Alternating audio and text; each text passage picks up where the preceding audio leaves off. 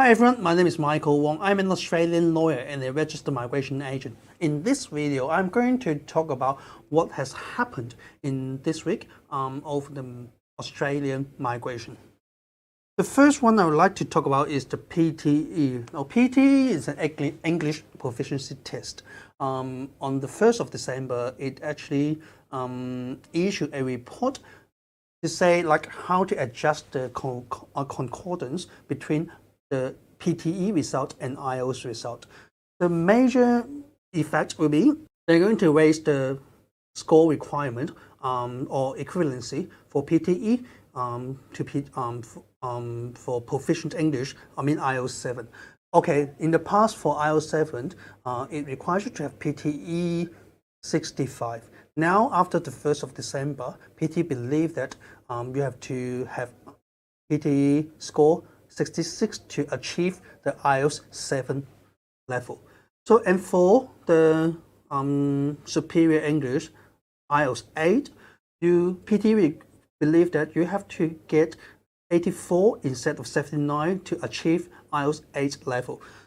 However, this is only the change of the PTE. The Department of Home Affairs has not announced anything to say the legislation for the English requirement will be changed at any time. However, I have no idea when the change will be and how the change will be. So we have to wait and see what the Department of Home Affairs will do.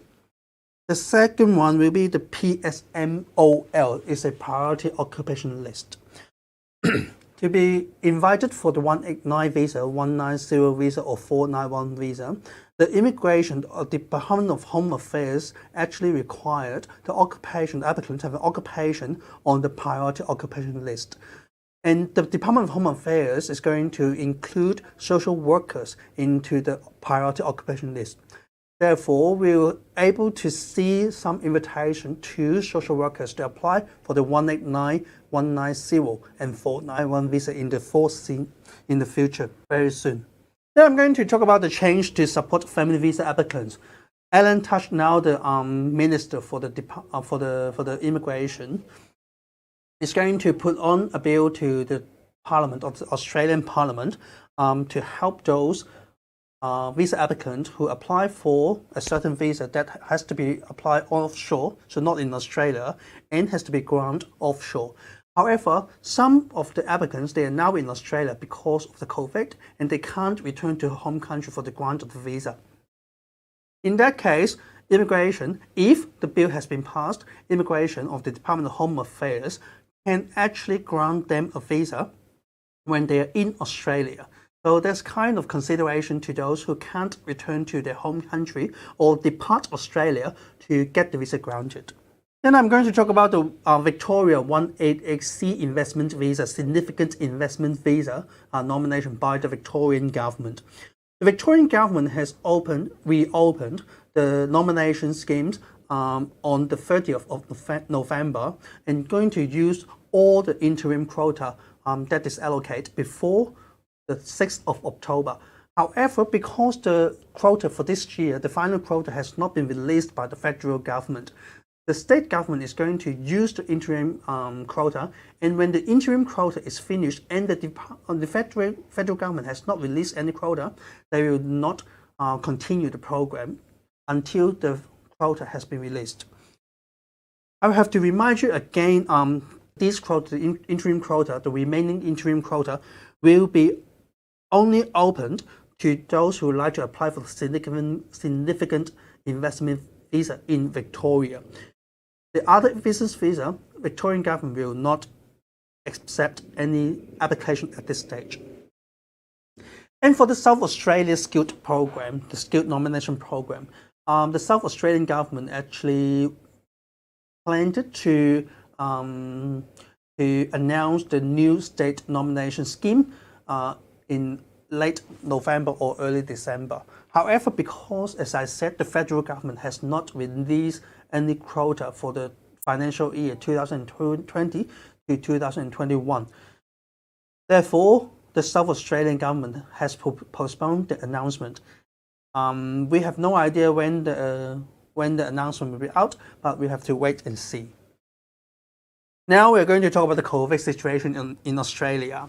Victorian offshore high school student has to do remote learning again in Term 1 and Term 2 in 2021 because the government, the Victorian government, believe that the Australian border will not be opened. It's a sad news, however, I think it's quite promising because the UK government has already approved the use of vaccination. We'll have to see what the Australian government will do if they approve the vaccination and immunize the Australian people. I believe the Australian border will be open very soon, and I can't rule out any possibility that the state government is going to change their mind to accept international students, high school students, back to Australia to study their high school in Term 2. I can't rule out that possibility. Next will be about the Northern government. The Northern Territory government is going to upgrade the facility to cater more travelers to Northern Territory for the quarantine facility. So at the moment, the Northern Territory is going to take 500 travelers from overseas every fortnight, and they will improve the quarantine facility to the capacity of 1,000 travelers per fortnight.